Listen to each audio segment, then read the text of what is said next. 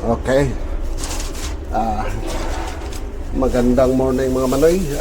Ang gagawin ko ngayon ay itong tawag dito manok. Frozen. Frozen siya, frozen. Tignan ko kung okay lang ba yung kuha.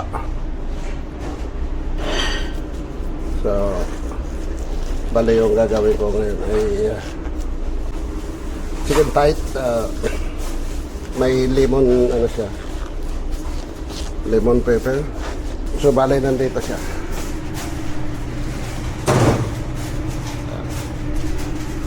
Okay. So, gawin ko na. Puro frozen to.